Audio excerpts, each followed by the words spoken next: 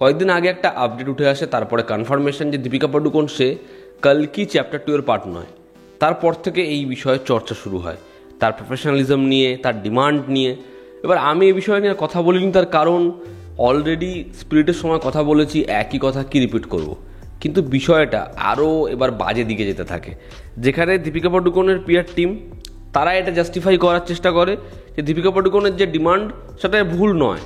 উল্টো দিকে যারা এই প্রোডাকশন হাউস বা এই তেলেগু ফিল্ম ইন্ডাস্ট্রি বা প্রভাসের ফ্যান্স, তারা এটা প্রমাণ করার চেষ্টা করে যে না, দীপিকা পাডুকোনের যে ডিমান্ড সেগুলো ভুল। উল্টো দিকে আমির খান, সঞ্জয় গুপ্তা এদের ইন্টারভিউজ আসতে থাকে, যেখানে পার্টিকুলার এই যে স্টারদের ডিমান্ড সেই নিয়ে অনেক বক্তব্য উঠে আসে। রিসেন্টলি আপনারা অনেকেই শুনেছেন হোমবালের সাথে ছবি আসবে প্রভাসের, যেখানে প্রশান্ত ভার্মার একটা ছবি আসবে ব্রহ্ম রাক্ষস। সেই ছবিটা প্রথমে কিন্তু অ্যাপ্রোচ করা হয়েছিল রণবীর সিংকে, যেটা নিয়ে আমরা বহু আগে আপডেটও দিয়েছি, কনফার্মও হয়ে গেছিলো। বাট সে ছবিটার পার্ট নয় পরবর্তীতে আমরা জানতে পারি, এবং সেটা অফিসিয়ালভাবে জানানো হয় সেই ছবির পার্ট এখন প্রভাস। এবং সেই ছবি থেকেও রণবীর সিংকে বাদ দেওয়ার রিজন পুরোপুরি এক। এবং সেটা নিয়ে যখন আমির খানের মতো অভিনেতা বা সঞ্জয় গুপ্তার মতো ডিরেক্টর কথা বলে, তখন তো বুঝতে হবে যে এর মধ্যে গলদ রয়েছে। মানে শুধুমাত্র বিষয়টা সন্দীপ রেড্ডি ভাঙ্গার উল্টো দিকে আছে বলে চারিপাশে একটা ন্যারেটিভ তৈরি করা হচ্ছে, এমনটা বোধহয় নয়। দীপিকা পাডুকোন কালকি ছবিতে তার যেরকম কাজ এবং যেরকমভাবে তাকে প্রেজেন্ট করেছে, সেটা আমার মনে হয় আপনাদের প্রত্যেকের যারা দেখেছেন বেশ ভালো লেগেছে। এবং দীপিকা খুব ভালো একজন অ্যাক্ট্রেস, এতে সত্যি কোনো সন্দেহ নেই। কিন্তু যে খবরটা শোনা যায় দীপিকা পাডুকোনের এই ছবিটা থেকে তার নাম সরে আসার বা কোথাও একটা এই কমিটমেন্টের ইস্যু, দীপিকা পাডুকোনের এই ছবিটার পার্ট না হওয়ার রিজন কি, এই আপডেটটা কিন্তু অনেক দিন ধরেই শোনা যাচ্ছিল দীপিকা পাডুকোন সে কালকি চ্যাপ্টার 2 এ থাকবে না। তারপরে শোনা গেল না, এটা রিউমার, সে থাকবে। এরকম ধরনের জিনিসপত্র লম্বা একটা সময় ধরে চলেছে। বোঝা যাচ্ছে যে এই বিষয়টা কিন্তু ভেতরে ভেতরে চলছিল। যে ডিমান্ডের কথা শোনা যাচ্ছে সেটা হচ্ছে দীপিকা পাডুকোন সে নিজের যে ফিজ তার থেকে 25% ফিজ বাড়ানোর দাবি করে। 2 হচ্ছে তার যে পুরো স্টাফ মেম্বার তাদের জন্য পে করতে হবে প্রডিউসারকে। এবং 3 নম্বর হচ্ছে সে 5 থেকে 7 ঘন্টা কাজ করবে। এটা ছিল দীপিকা পাডুকোনের ডিমান্ড কালকি চ্যাপ্টার 2 এর যে টিম আছে তাদের তরফ থেকে। এবার আপনারা বলবেন যে এই যে বিষয়বস্তুগুলো, এটা তো সোশ্যাল মিডিয়াতে শোনা, তো এটা মেবি দীপিকা পাডুকোনের আগেইনস্টে কেউ করাচ্ছে। তার যে পিআর তার তরফ থেকে এই কথাটা কেন উঠে আসছে যে দীপিকা যেগুলো ডিমান্ড করেছে সেগুলো জাস্টিফাইড, সে এত বড় একজন অ্যাক্ট্রেস, সেটা চাইতেই পারে। একজন স্টারের এই ডিমান্ডটা খুব খারাপ বা খুব ভুল কিছু নয়। আমির খানের স্টেটমেন্টটা দেখি, যেটা আমির খান রিসেন্ট ইন্টারাকশনে বলেছে। সে বলেছে যে প্রডিউসারের ওপর সবথেকে বড় প্রেশারাইজ করছে এখনকার স্টার, এটা বলে যে আমার যে টিম মেম্বাররা রয়েছে, আমার সাথে যারা কাজ করছে, সেখানে 25 জন 30 জন, অনেকের আরও বেশি, তো এদের প্রত্যেকের যে খরচটা আছে সেই খরচের দায়ভার প্রডিউসারের। এরা তো আমার জন্য কাজ করছে, এরা তো আমার লোক, এদের দায়ভার, এদের ফিজ কেন প্রডিউসার দেবে? এই স্টেটমেন্টটা আমির খান রিসেন্টলি একটা ইন্টারাকশনে দিয়েছে, এবং সে এই বিষয়টা কতটা অনৈতিক সেটা বলেছে। শুধুমাত্র যে দীপিকা পাডুকোন এটা করছে বলিউডে এমন কিন্তু নয়, বলিউডের ম্যাক্সিমাম স্টাররা এটা করে থাকে। রিসেন্টলি একটা স্টেটমেন্ট উঠে এসেছিল সিলভাস্টার স্ট্যালোন নিয়ে, কামব্যাক ইশকের। করিনা কাপুর নাকি খুব অবাক হয়ে গেছিল, কারণ সিলভাস্টার স্ট্যালোন সেই ছবিতে যখন কাজ করতে এসছে তার কোনো টিম মেম্বার নেই, সে নিজের মেকআপ নিজে করছে, একটা ব্যাগ নিয়ে এসছে, সেখানে তার প্রয়োজনীয় জিনিসপত্র রয়েছে এবং সে কাজ করছে।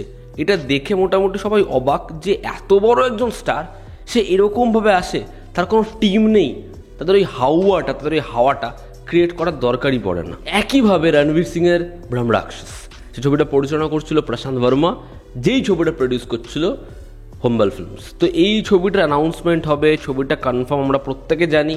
প্রোডাকশন হাউসের মাথায় হাত যে রণবীর সিংয়ের 6টা ভ্যান রয়েছে, 6টা ভ্যান এসেছে, যেখানে একটা ভ্যানে সে উলঙ্গ হয়ে থাকে, একটা ভ্যানে সে খাবার খায়, একটা ভ্যানে সে মিটিং করে, এরকম 6খানা ভ্যান। যেই সময় এই ভ্যান উপস্থিত রণবীর সিং এসেছে, তাকে সেখান থেকে মুম্বাইতে পাঠানো হয়। এটা আমি বলছি না, এটা আমার স্টেটমেন্ট না, সঞ্জয় গুপ্তার স্টেটমেন্ট।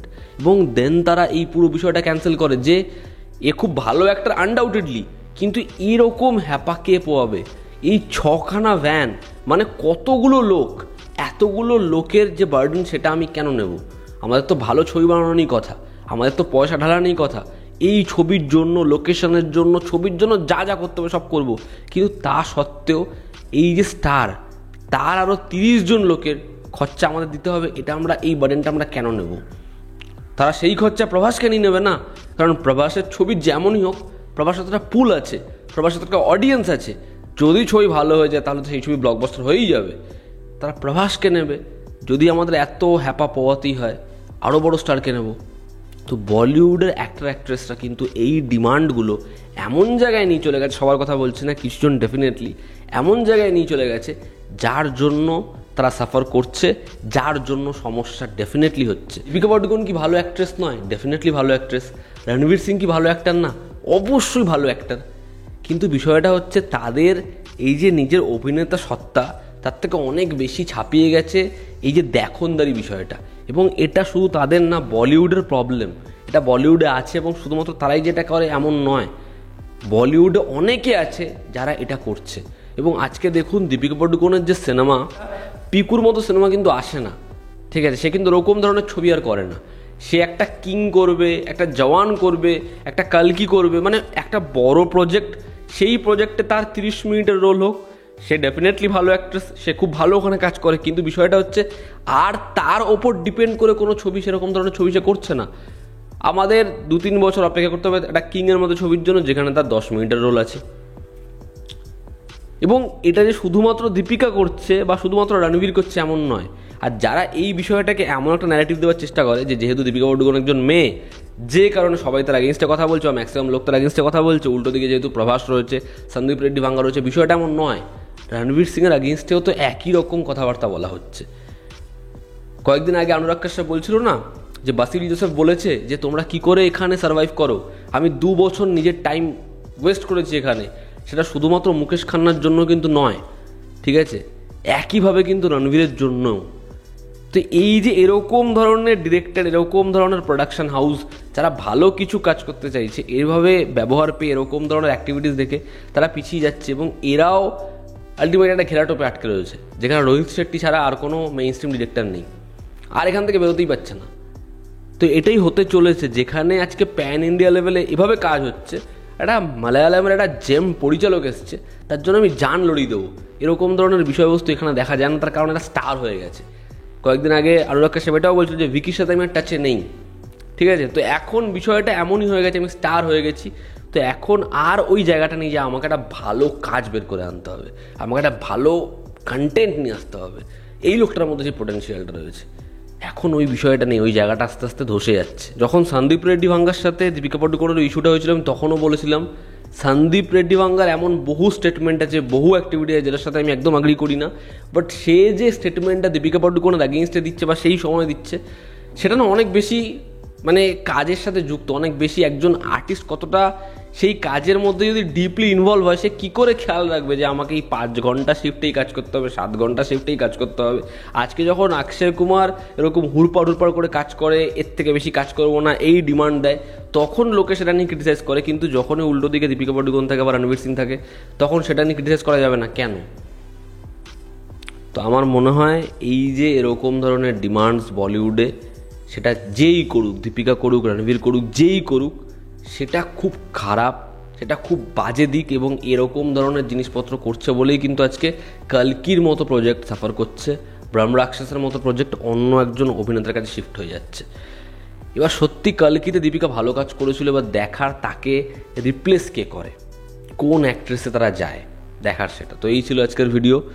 এতে আপনাদের কি অপিনিয়ন জানাবেন, জনতা আমাদের পাশে আছে। আবার দেখা হচ্ছে, টেক কেয়ার।